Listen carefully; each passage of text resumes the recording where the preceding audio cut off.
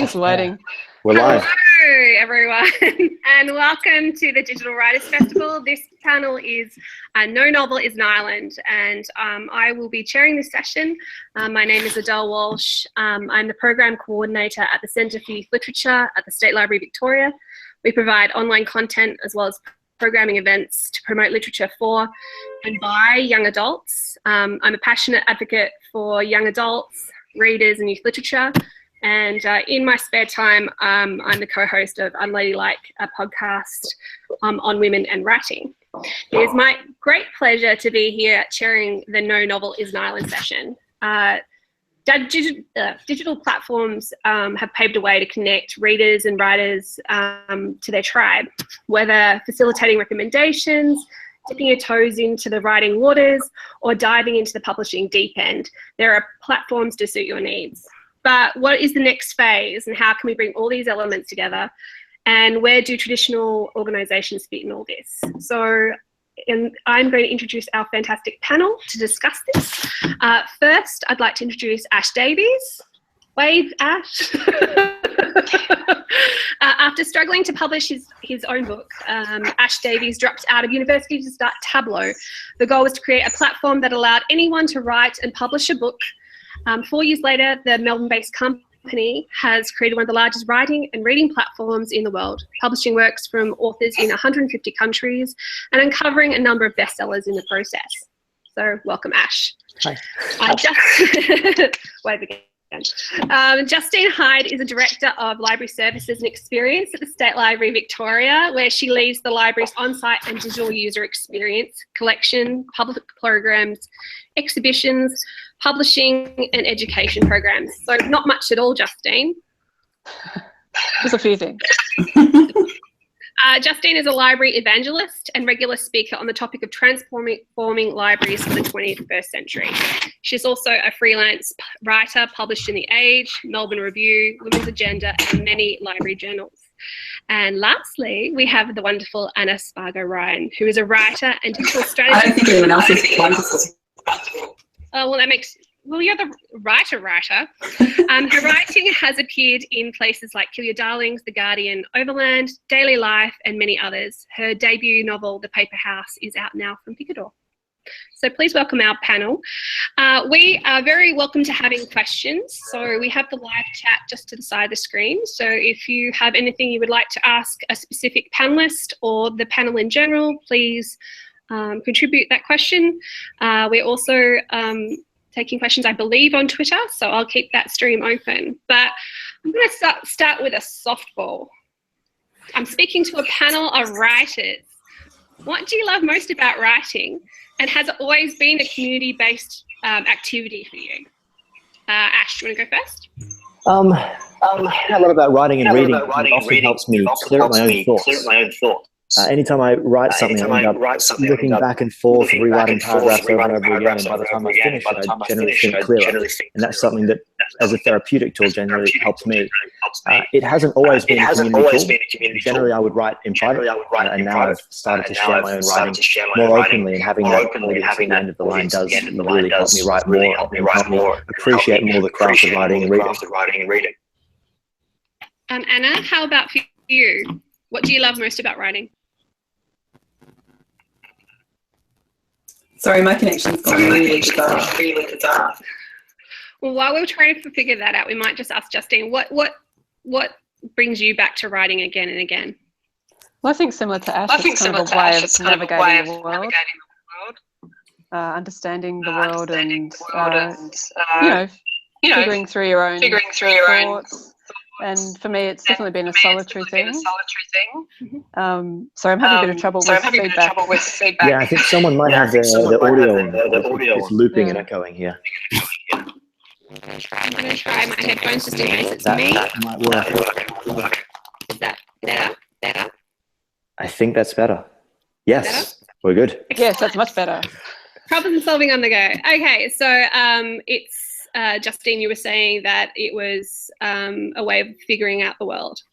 Yeah, figuring out the world and figuring out your own thoughts. And I think for me, it has been a solitary thing, but now with the advent of more online ways of interacting, you know, it's definitely a more communal activity these days. I'm doing NaNoWriMo at the moment, and taking a lot of inspiration from being able to go on and sort of take part in discussion around how other people are navigating that.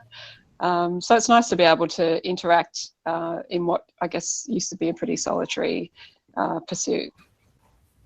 And Anna, I'm hoping we have you back. I seem to be back for now. What do I like about writing? I like the way that you uncover things as you go. The surprise of writing is probably my favourite part about it. So starting out and just having no idea where you might end up, which is kind of quite contrary to the way I feel about every single other thing, but it seems to be good in writing. And writing has, I've had a mixture of writing and solitary writing. So I've done writers' camps and writers' retreats and other kinds of group writing, and I've done collaborative sorts of things, multi-author blogs, and that kind of lonely, isolated days writing on my own in my tiny room. So yeah, mixture. So we're speaking at Digital Writers Festival, so we're preaching to the converted on digital writing and platforms. But what do you feel like has been the value in online writing community in your experience, and also what you've witnessed in your larger communities? My writing career started with digital, so things that they tell you to never try doing, like you won't get an agent just because you have a blog, or don't stalk editors on Twitter and that kind of thing, which actually I found to be very successful. So I actually met my original agent, Sophie Hemley, because she wrote on my blog, and she sent me an email and we had a conversation then. And then when I was speaking to my publisher, Pam Macmillan, when I originally signed my book deal with them, we talked about social a lot, and the fact that I had experience in social, and my work background is also in social. So my experience in social media and digital marketing, while it wasn't a kind of a selling point for them, it didn't kind of tip the scales one way or the other, but it was very attractive from a marketing point of view, and also the community bit around it. So feeding in and out of the author community in Australia. So it's been part of how my writing career has kind of progressed, I guess, which, I mean, makes sense to me as a web developer, but doesn't make sense to a lot of other people, especially traditional publishing avenues that maybe hadn't quite caught up in digital marketing. And a lot of them are further along than they were then, I think. But yeah, the notion of having a blog to attract was at the time quite a, you know, 1 in a million, no one ever does that, it's not going to work, don't even bother, that kind of, yeah. I think, Ash, your origin story, if I'm going to mention in comics, is an interesting one, because the traditional boundaries were you found to be quite challenging. So what have you found to be, obviously you've found success in the digital realm, but what have you found to be the value in these communities that you can access regardless of where you are? I mean, that's, I guess, one. But what have you found in your both your development and your own writing? Well, I've only existed in a world of digital publishing, so I didn't know what things were like before the new age. And that, you know, does make me quite narrow-minded when it comes to looking at the publishing industry as a whole. But I started with blogging. And, you know, when I was back in primary school and high school, that was around the time where blogs were becoming well-known and popular, and we were told to put our essays and put our things onto blogs. My first real foray into writing was with a photography blog called Photo Guides when I was 16 years old. And I learned very quickly that the best way for me to improve and the best way to build an audience and establish a following was to publish regularly. Every week I'd have something new go out, and over time you'd become better at writing yourself. More people would follow you and you'd build an audience. And we built that up to the point where I think we connected with over 3 million photographers, and I had a small team of writers who I worked with there. If we hadn't shared anything, we wouldn't have had an audience, and I wouldn't have been very good at all. So it was about taking that leap to put your work out there and recognizing that everything you would do would be a little bit better. And it was only when I started to turn that blog into a book and explore the publishing industry as a whole, and in publishing a physical book and an ebook, that I realized that, you know, blogging was getting a lot of things right, and publishing needed to move and catch up. I was looking for a product that let me write something and click a publish button and then have people read it, or send out a link on Twitter and have people review my work and leave a comment. But there was nothing of the sort like that. And the only way that conventionally I would be able to get my work out there as a book was to work with publishers, get my book edited, go and submit my manuscript to loads of people and get rejected, and then hope that someone picked it up, put it on a shelf, and then somebody could read it. That seemed so backwards.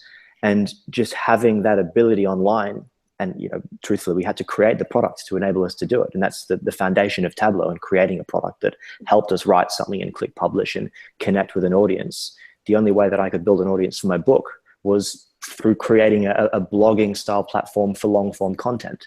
And, you know, that the success of the platform, the success of some of our authors is really showing that that model is working. The book that I published went on to become an Amazon bestseller because I did manage to publish regularly and build up an audience. And we've got authors on Tablo as well who are managing to build up a great audience because they are sharing often and improving their own writing as a result.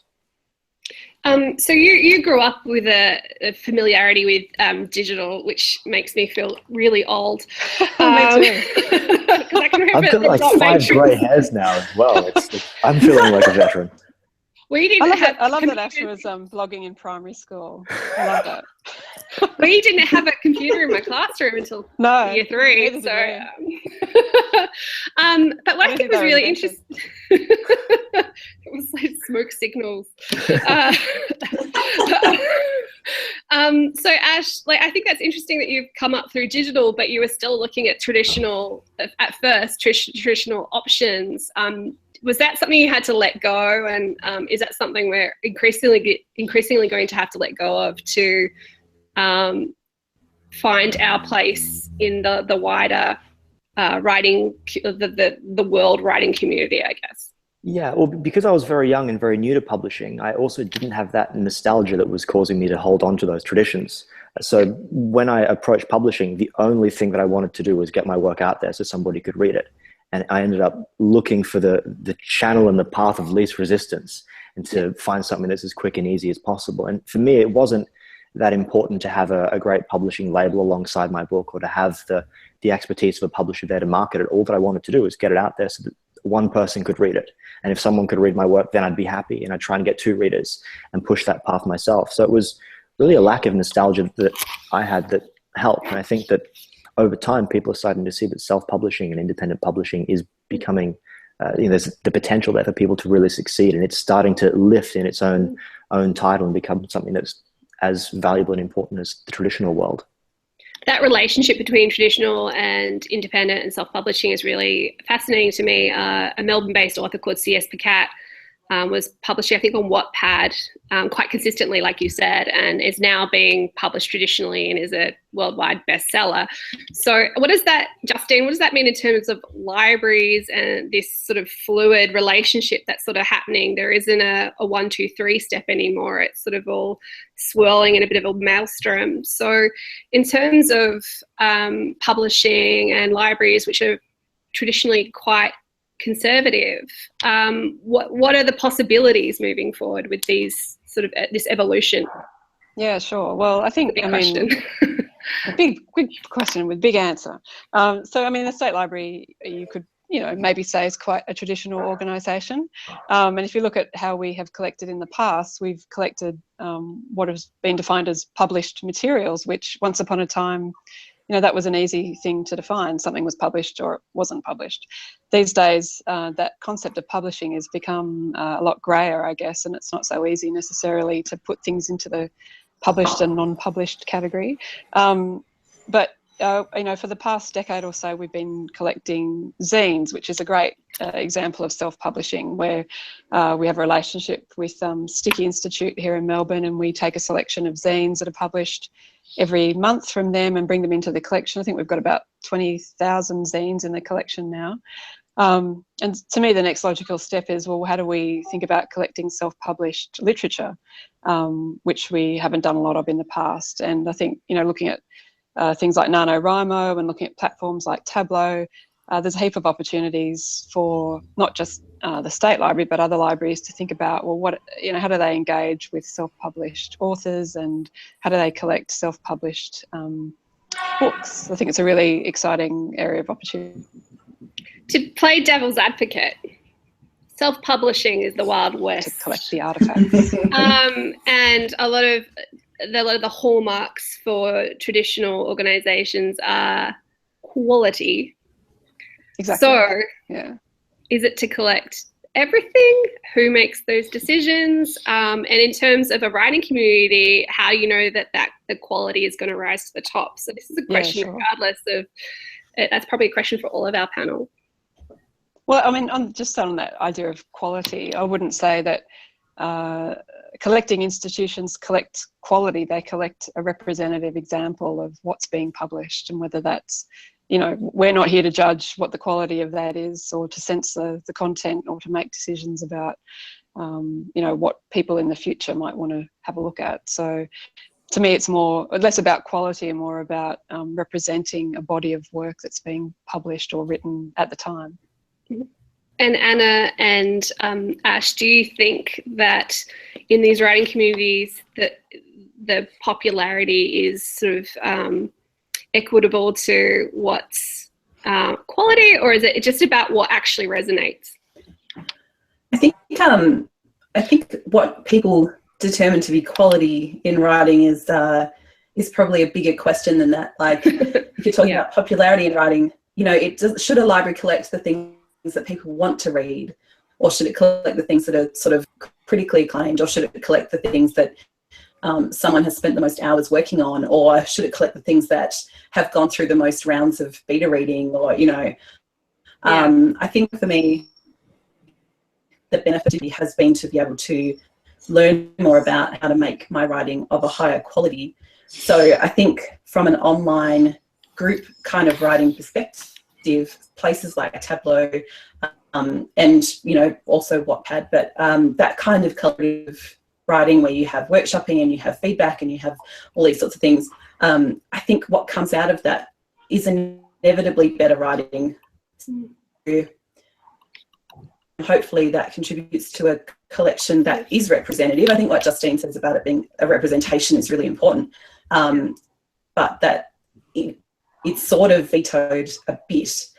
It's led by a community of people who are all sort of trying to hit the same goals, or who are all trying to get their work out there. And I mean, there's only so much shitty writing that a community will tolerate. So, you know, if you who are all working together to make everybody's writing better, I think that can only be a good thing for that kind of collective and collections of writing, if that makes sense. Yeah.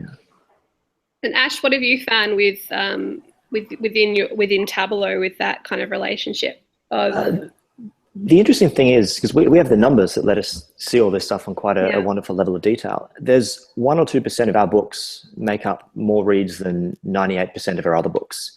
And I think that's a distribution curve that is the same as a traditional publisher's catalog. There's 1 or 2% of books that will make up the revenue that covers the 98% of sales.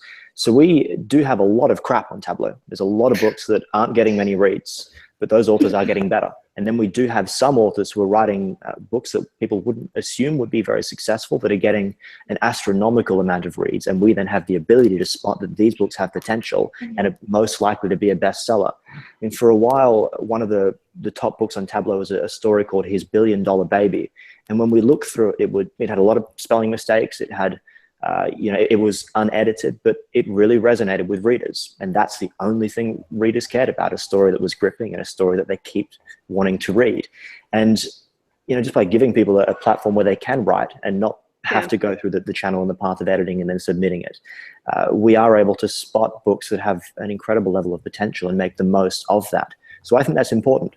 And you've got to recognize in many communities that not everyone will be a bestseller, but those authors are improving. And every now and then there's a book that does rise to the surface because of what people are reading and sharing that ends up being quite extraordinary.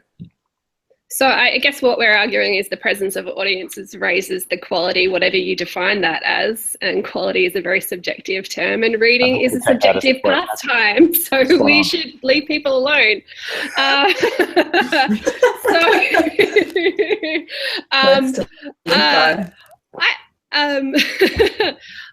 think that's interesting. So I'm guessing his Billionaire Baby is romance? It was romance, yeah. And it had a very strong audience of young readers who were sharing it with all their friends and commenting on every paragraph. And we have so many stories like that, even stories in categories and genres that aren't mainstream, things in steampunk or LGBT that traditionally wouldn't have an audience. They're finding a place online. And it's all because those authors had the opportunity to share something and connect with readers who then help them improve their work. I think that's what's really attractive about digital online communities is that you can find it's inclusive. You can find things that won't get represented in traditional publishing. Yesterday, Ash, you were talking about LGBT erotica and fan fiction. Fan fiction is the three most engaged, audience engaged genres represented in Tablo. So I thought that was really fascinating and probably three genres that are very much not represented in different categories and genres in traditional publishing. So what do you think underpins a good writing community, whether it be online or in real life? Although, let's be frank, digital is real life. So what underpins a successful community? What needs to happen for that to work? And for it to be effective both for the hosts and for the readers and writers that populate it? Well, we certainly find that the most constructive communities that we have are made up of authors. That's something that we've noticed on Tablo, is that our best readers are writers themselves.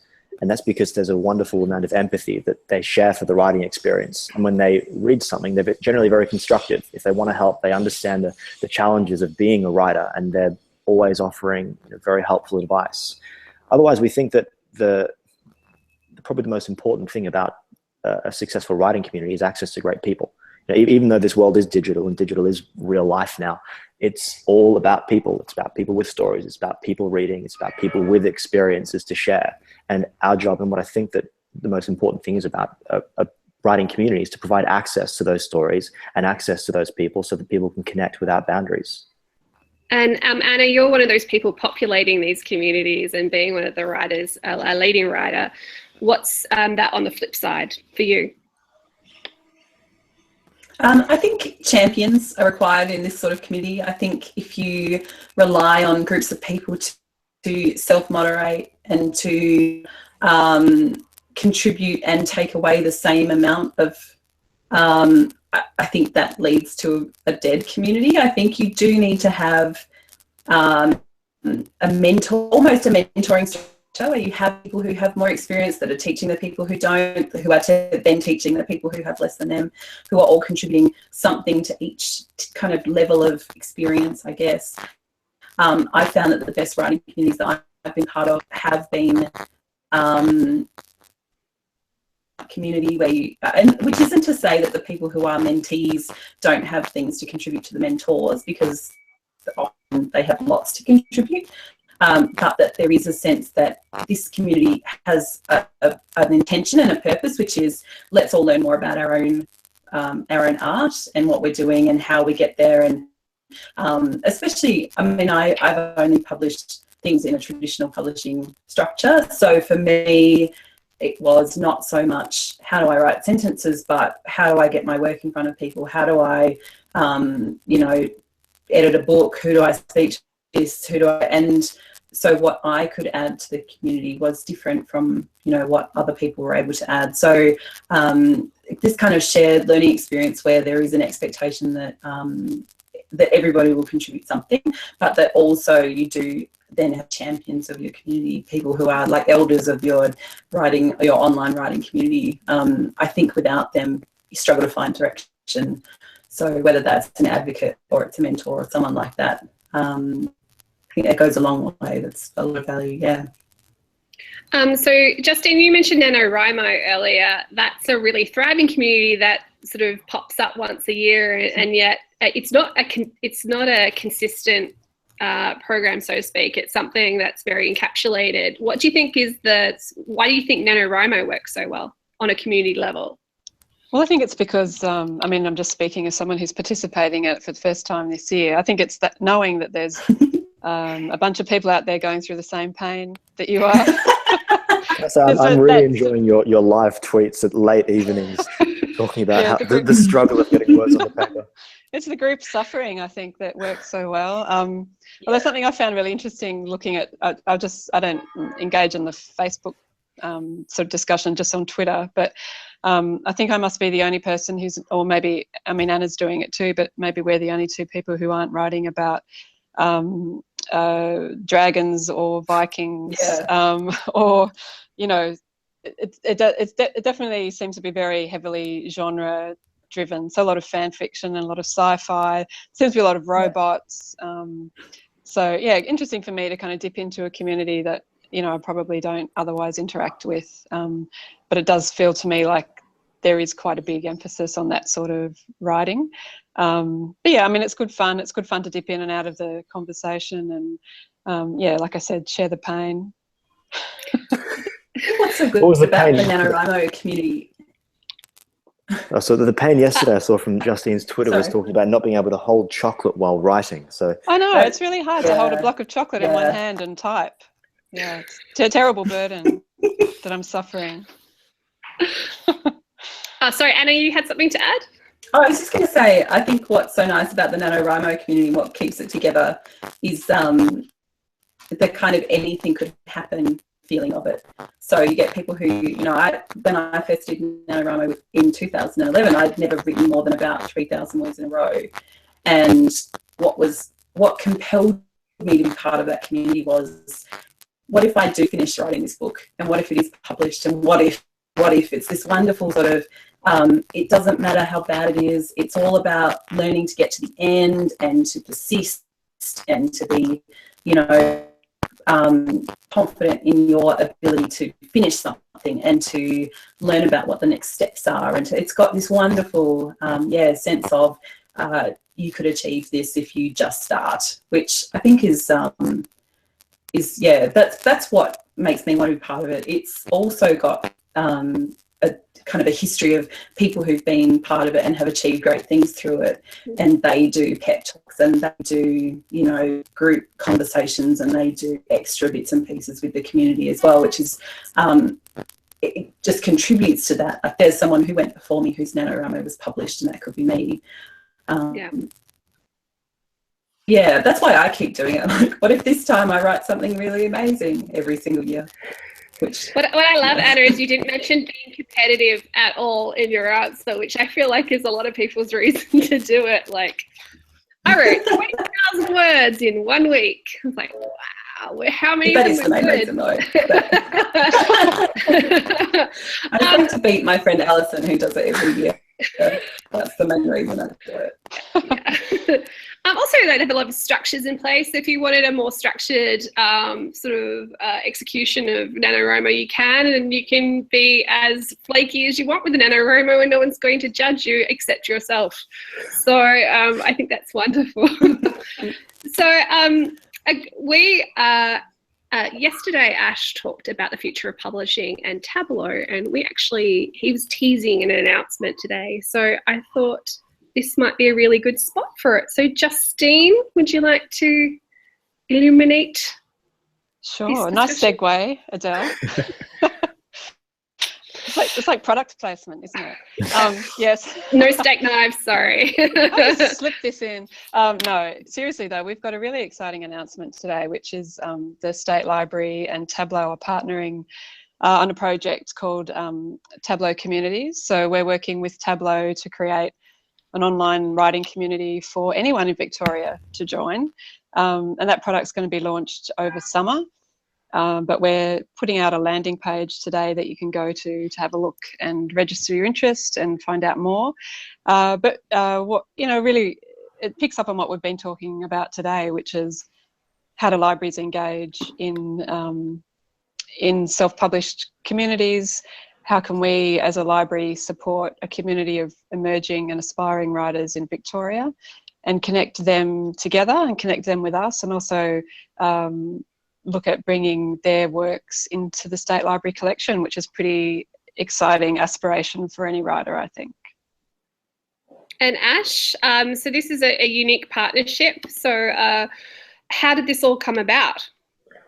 It is a very unique partnership. One thing that we're kind of stunned by is that we have the 160-year-old State Library Victoria now partnering with a 4-year-old technology company in Melbourne. So that to us is an extraordinary statement that shows that maybe the future of publishing, the future of digital, is reconnecting with some of the history that we already know and love. We were approached by the State Library early this year, and we started talking about, you know, what would the future of the library look like in the online space. And we spoke a lot about how digital publishing was all about people and that ability to connect with other people who had a shared interest. And that those conversations were the genesis of the product Tablo communities that do allow writers and readers to connect over a shared interest. So the product itself we're launching with the State Library Victoria. There's a State Library Victoria community on there where you can work with local Victorian writers. You can ask questions, discover the books written by local talent, which includes Anna Spargo-Ryan. She's an active part of that community already in the testing process. And what we're trying to do is bring the whole Victorian writing community closer together and tap into the wonderful history and the culture and the network that we have within the State Library Victoria.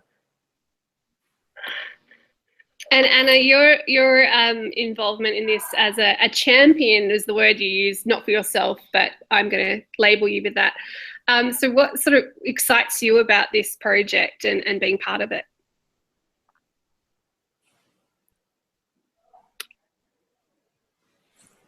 I can't hear. There's no sound.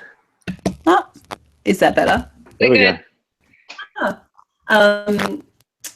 Yeah, Victoria broadly, but also, I mean, Melbourne have this wonderful writing community, but it is very northern suburbs focused, shall we say. I think what this offers is a wonderful opportunity for everybody else to get involved in all of the excellent things that happen within that small pocket, the small geographic pocket. So for me, what I would love to see is a lot of writing that isn't currently seen in what is a fairly well-established writing community in Melbourne. So bits of writing that are, as Justin is saying, that are outside of kind of contemporary and literary genre, that you have genre fiction, that you have fan fiction, that you have people who are just writing because they want to but can't figure out exactly where they fit in this sort of Melbourne literary scene, which and the Melbourne literary scene is a voice. It's very, you know, broad reaching, and some of the work that comes out of it is amazing. And but for someone who doesn't think of themselves as a writer yet, which I think is a lot of new writers, I think Tablo community is going to be a really good place for people to kind of put their toe in the water, get feedback on what they're doing, understand more about what they want to get out of writing, understand what they're hoping to achieve, and all these sorts of things that maybe at the moment is a bit scary to try to do in a you know, a city of literature like Melbourne, where writing is a big deal. So yeah, and also just to meet writers and to meet groups of writers who you wouldn't normally meet, or to read work that you wouldn't otherwise read, you know, broaden your scope of the stuff you're into, and be inspired by other people. And I mean, there's all kinds of reasons. And then I'm like an anxiety-stricken, housebound need to go online and do it. It's, you know, it's quite convenient. So yeah, I think there's all kinds of things to be excited about with it, really. The State Library is placed right in the middle of the Melbourne CBD, but there is actually quite a considerable digital offer. How how do you feel this is going to start connecting with like regional audiences and obviously people who have access issues and things like that, Justine, moving forward? Well, like you said, we're right in the middle of Melbourne, and we have about 1.9 million people coming through the doors every year. It's about 5,000 people a day, so it's astonishingly busy on the physical site, but we have even more people interacting with us online. At the moment, we have about 3.5 million visits a year on our website, and that's just increasing. And we've got to focus in the digital space on community-created content. So I guess traditionally the State Library would be viewed as an institution that collected material and made it available, but we're looking for ways to work with our community to bring their content into the library and work together rather than just being a place that collects and sort of curates our own content. So the Tablo community fits beautifully with that philosophy. And if you look at libraries around the world, you know, some of the leading ones like New York Public, that's the way that the big libraries are going, really finding new ways to connect online with their communities and get interaction that goes beyond the traditional sort of format of collecting and curating. So this partnership is a bit unique. What has been a surprise in sort of working on Tablo and starting this process of having a community with State Library? Ash, what has sort of surprised you about this whole process? There's a lot of work to do and a lot to learn still. That's been a big surprise for us throughout the development process. So most of our work and involvement has been on the technical side. And in the past month, we have started to open it up to select beta users and people within Tablo's existing Victorian community. And we've been looking very closely at how they're using the product, what kind of questions they're asking, what kind of feedback they're looking for. And to us, we're effectively inventing the online library community from scratch. It's never been done before, and there's never been a product of this class in the world. So we're trying to work out what is the best way to engage with authors. What are they going to want if they can have access to every other writer in the state? And how do we build the best product to reflect that? And so what has consultation with that audience sort of told you at this point in time, and how do you see it growing past this point? Well, the way I always view product development, it's like, there's a great story which I share far too often about a university campus that was going to create a new garden, and they wanted to work out where to put the paths. And rather than just put the concrete paths down, they decided instead to just pave the whole place with green grass, let people walk around and then see where the brown patches formed, then put paths over there.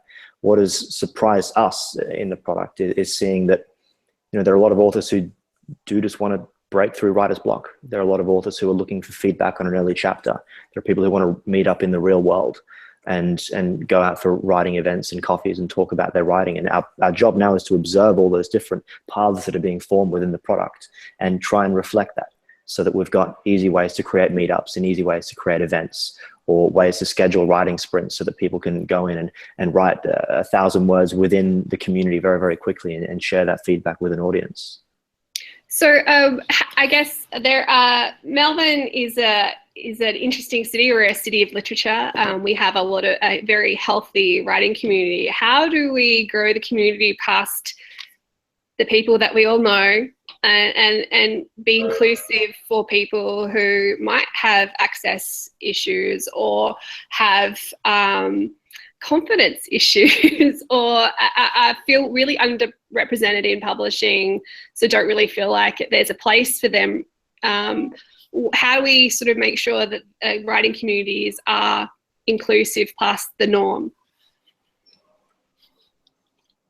Well, I think that a first step is accessibility. So one of the things that we're focused on, the first communities product runs on the mobile phone, on your iPhone. And that's something that a lot of people have. We're coming out with Android soon as well, but that means that the State Library Victoria building can now be accessed within the entire state of Victoria from the very corners of the border. That's a huge first step in making people in the very remote parts of the state feel more connected to the central literary hub. In terms of confidence, well, that's something that we wonder a lot about. And how do we make it easier for people to share their first sentence and share their first paragraphs? And it's not for everyone. People might enjoy writing in private and instead reading other people's work. So we need to make sure that in terms of the culture of the community that we facilitate. It's very supportive, it's very constructive. There's a lot of stuff to read, and there's a lot of ways to get involved and improve your craft without necessarily subjecting your work to a live audience. What do you think? Also, sorry, Justine, could you? So I was just going to say, I think it's also like other social platforms in that you want to encourage people, if they just want to lurk, they can lurk. If they want to comment, they can. If they want to add more, engage more, they can, and giving people different levels of accessibility to the community, not necessarily setting the bar too high. So, a low barrier to entry, I guess, so that people can experiment and listen and lurk before they necessarily have to kind of, put a piece of writing on there. Anna, what do you think a lot of the roadblocks are for people who just want to get started, but either have that really striking confidence issue, or don't feel like there's a place for them? How do you get over that hump? I think a big issue that I think the Tablo platform will address quite well is only being able to compare your starting draft work, other finished work. So, if you're reading a book going, this is amazing, I will never write anything like this, without realizing that that's not how it came out of the author. And I think being able to share at a community level with feedback and with workshopping and at different skill levels and at different experience levels is going to help people a lot to understand that there is actually a process from kind of first word on the first page to the polished version that ends up being a book, whether it's traditionally or self-published or trade published or self-published. So that's something that I feel like I could have really used at the start. Just kind of, is this good compared to kind of other people's first draft? Because all I know is that this book I just read is completely finished and polished and have nothing to compare it to. And a lot of people say, it's just about getting words down, or everybody writes bad first drafts, but there's no access to them. So being able to see the craft as it's being did, I think is going to really break down that particular barrier for a lot of people. I'd be interested to know, we've been talking about people with the hoping for an outcome of having an audience. What if you just have participants who just want to get something down and get the joy out of the writing itself with no want to necessarily improve a lot or be published? It's just the process that gives them the buzz. Where do they fit in a community like this? We think that on people a like very that. Sorry, level.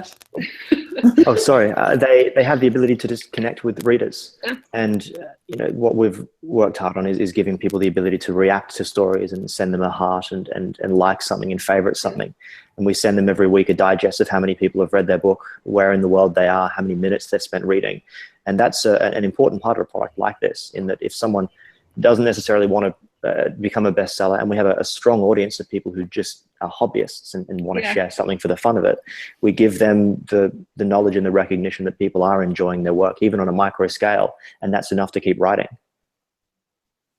So I've just been talking about the beginner and the emerging, but when we talk about people who actually want to be published on the other end, Tablo has some really unique features that allow it to go to that next level in terms of structurally and the editorial, and then into publishing and visibility.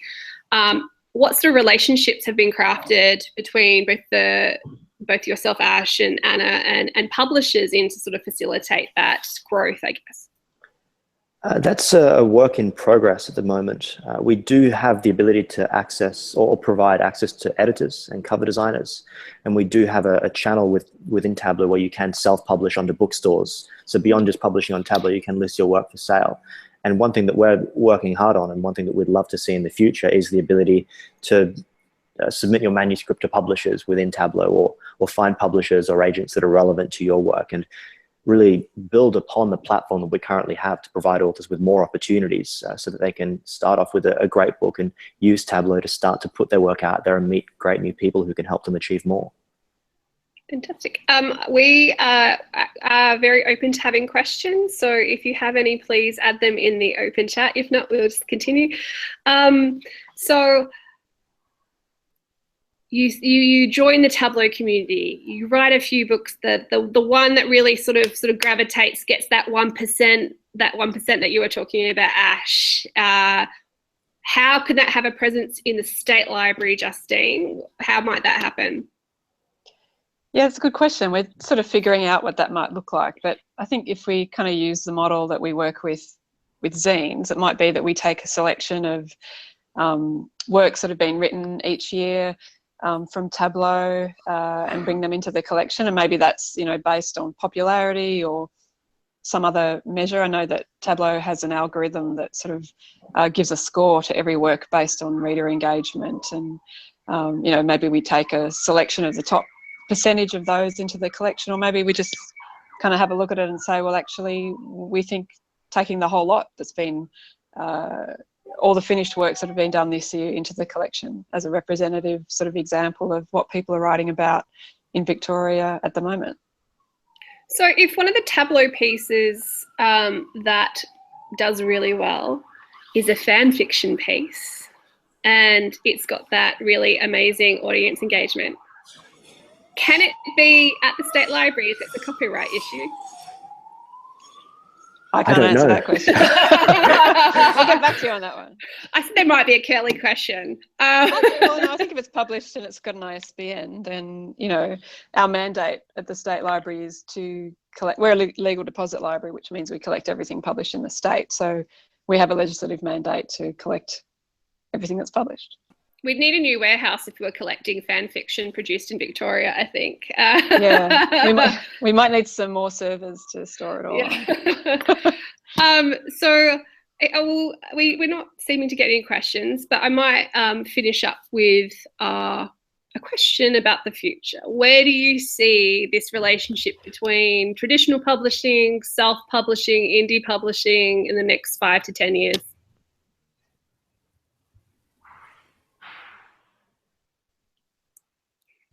Who wants to go first? You are Terrified. We haven't heard from Anna for a while. Come on, Anna.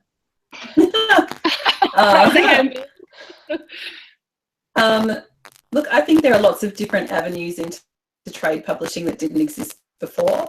I think self-publishing and trade publishing have more in common than they think. And I think that the communities that you can build in order to enter one or more of those channels are quite overlapped. And I think that the relationships that you can grow and establish through digital communities that would kind of more logically lead to self-publishing, I guess, also exist in trade publishing. Most of the editors, publishers, agents, other sorts of people within the industry that I know are people I met through digital communities. So I think there's a lot of scope for kind of more cohesive crossover between some of these different channels, and for people who are interested in, I mean, I know lots of authors who are publishing in trade publishing and self-publishing, not because they can't get some books trade published, but because there's a different kind of audience for self-published books, and that's the one that they have identified as being better for that specific book. So I think there's a lot of, I think it will kind of meld quite a lot more than it is at the moment. At the moment, it seems to be quite a separate, the general perception of it is quite separate. Whereas I think the more we sort of understand about how people get their books out and what people are looking for and where people are buying books and all these kinds of things, that we'll realise that they actually can work quite well together. And Ash, where in 5 to 10 years, where do you hope Tablo is? Other than world domination. That's my job, so I've got to figure that one out. Dominate the words of words. There's a long-standing belief that digital publishing and ebooks are of threat to the traditional industry. And, you know, people think that publishers and libraries are less relevant and paperback is no longer successful. And, you know, it's a great story for us to share as a disruptor, but secretly we don't really think that that's the case. I think that Anna is right in saying that trade publishing and self-publishing do have more in common than people think. And at the end of the day, every channel of publishing is really just a way of having an author write a book and connect with that reader. We think that the future of publishing isn't to beat traditional publishing, it's to find new ways to help authors succeed and to provide them with new opportunities. And Tablo in 5 years' time, or hopefully in a few months and in a few years' time, because we tend to work very quickly here, we want to see that a new author can join their local library and work with an incredible network of writers and readers in their area, or they might be able to join a publisher and attach themselves to these incredible opportunities for their books, or simply just write a book and have someone else on the other side of the world read it. We think that digital is really just a translation of all of the traditions and the practices that we've already grown to know and love within publishing, and it won't replace it and it won't beat it. It will just change the way we currently think about writing and reading in a positive manner. And Justine, what about the library? Where will the library be in the next 5 to 10 years in terms of all these relationships? Well, hopefully we'll still be here physically after 160 years. I think we'll probably still be here in another 10. But I mean, what I'd like to see is, I guess, a deeper engagement for the library with readers and writers across Victoria, in whatever shape or form that takes. And, you know, inevitably some of that will be digital and some of it won't be. But to me, the key is really about the engagement in the writing community and the reading community that, you know, the library has always had. It's just, you know, I guess revisiting that or reimagining that for the digital world. On that note, we want to encourage people to visit the page tablo.io/SLV to find out more about the communities and download the Tablo app. Once downloaded, you'll be the first to be notified when the SLV Tablo community goes live, which is a fantastic opportunity. And if you want to learn more about Tablo, you can watch the session that Ash undertook yesterday, which is available through Digital Writers Festival. Thank you very much to Justine and to Anna and Ash and the Digital Writers Festival. We welcome you to continue the conversation on Twitter at #DWF16. Thank you very much for joining us, and goodbye. Bye.